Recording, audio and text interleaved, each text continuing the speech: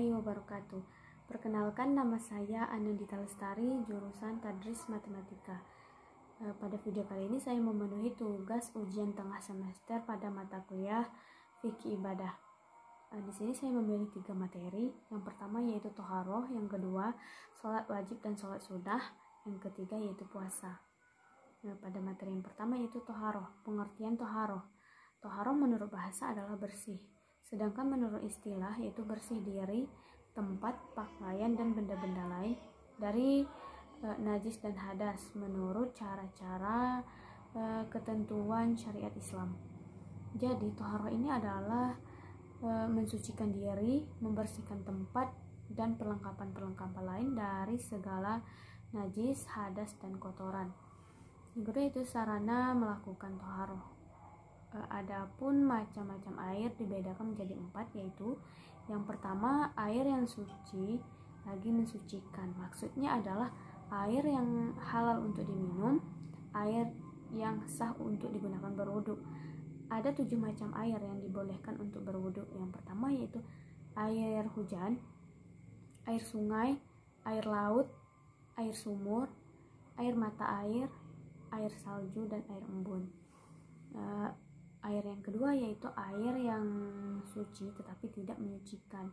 Maksudnya adalah air yang halal untuk diminum tetapi tidak sah digunakan untuk berwudu. Contohnya adalah air yang sifatnya telah berubah, seperti air teh, air susu, dan sebagainya. Selanjutnya yaitu yang ketiga, air mutanajis, yaitu air yang telah terkena najis. Maksudnya adalah air yang tidak halal diminum juga tidak sah untuk digunakan berwudu. Yang keempat yaitu air makruh untuk berwudu. Maksudnya yaitu air yang telah terkena terik matahari yang terjemur dalam bejana, kecuali bejana emas atau perak. Selanjutnya adalah jenis-jenis toharoh. Toharoh atau bersuci terbagi atas 2, yaitu bersuci batiniah, bersuci lahiriah. Bersuci lahiriah adalah mensucikan diri, tempat tinggal, dan lingkungan sekitar dari hadas dan najis. Bersuci batiniah yaitu membersihkan pikiran dari kotoran batin yang berupa dosa atau perbuatan maksiat seperti syirik, takabur, dan riya. Macam-macam toharoh. Yang pertama toharoh dengan hadas. Hadas terbagi menjadi 2, yaitu hadas besar dan hadas kecil.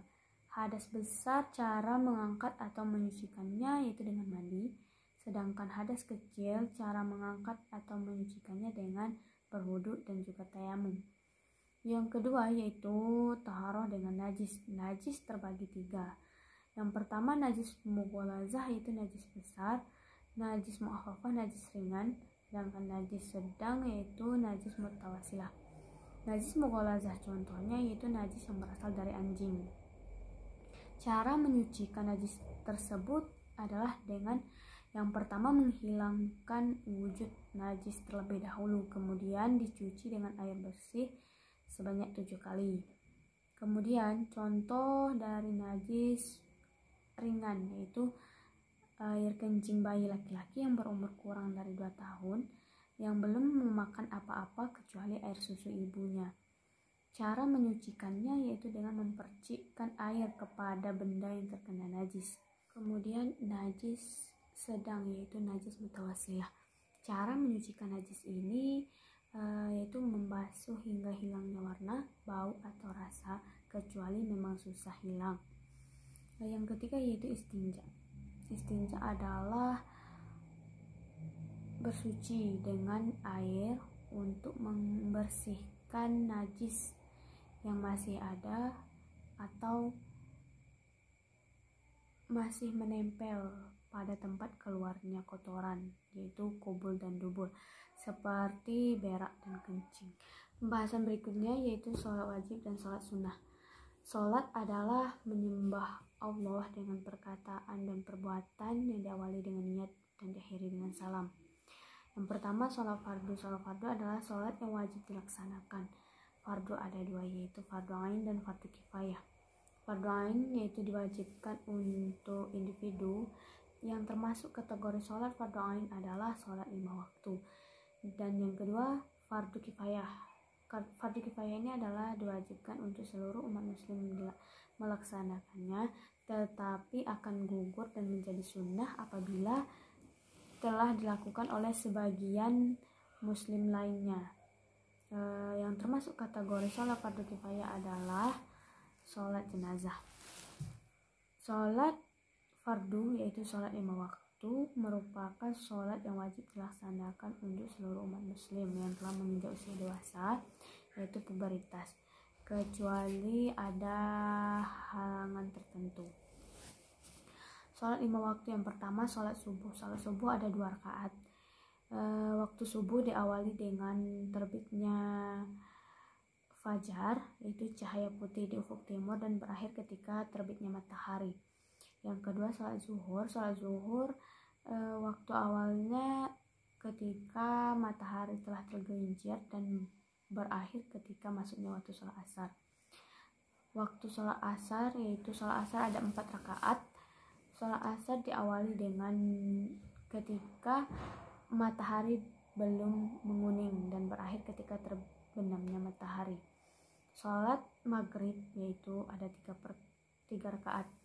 Sholat maghrib diawali dengan ketika masih ada mega merah yang dengan terbenamnya matahari, dan berakhir ketika masuknya waktu sholat isya. Sholat isya yaitu ada 4 rakaat, diawali dengan setengah malam, yaitu ketika hilangnya cahaya merah dan berakhir ketika terbitnya fajar keesokan harinya. Kemudian yaitu sholat sunnah.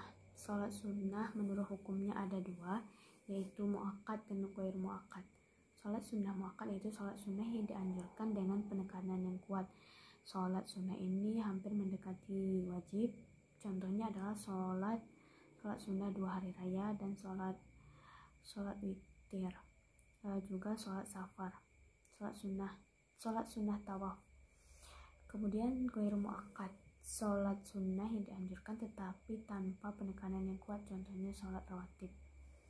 Kemudian macam-macam sholat sunnah, ada sholat sunnah yang secara sendiri-sendiri dan sholat sunnah secara berjamaah.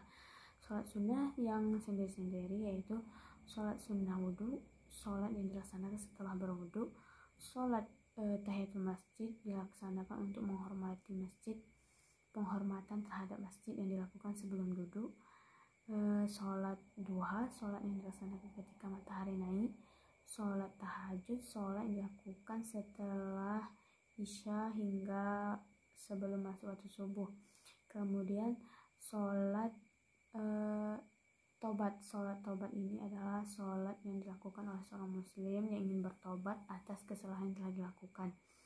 Sholat istikharah, sholat yang dilakukan untuk meminta pilihan yang baik dari 2 pilihan. Kemudian sholat sunnah yang dilakukan secara berjamaah yaitu yang pertama sholat tarawih, sholat yang dilaksanakan pada setiap malam bulan Ramadan. Sholat 2 hari raya yaitu sholat yang dilaksanakan setiap 2 hari raya, yaitu hari raya Idul Fitri dan Idul Adha. Kemudian sholat gerhana, ketika adanya gerhana bulan dan gerhana matahari. Sholat istisqa yaitu sholat memohon atau meminta hujan. Untuk pembahasan yang terakhir yaitu mengenai puasa.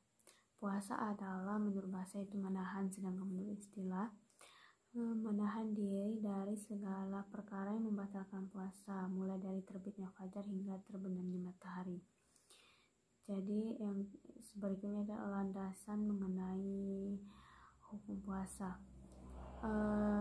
Dalam Al-Quran Allah SWT berfirman yang berbunyi, A'udzubillahi minasyaitonirrajim, Bismillahirrahmanirrahim. Ya ayyuhalladzina amanu kutiba alaikumusiyam kama kutiba alal ladzina min qablikum la'allakum tattaqun.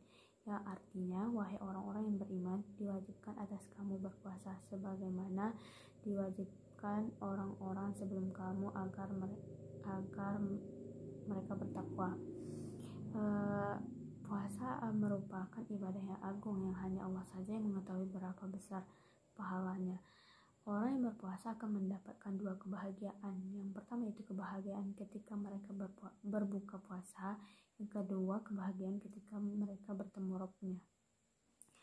Macam-macam puasa, ada puasa wajib dan puasa sunnah.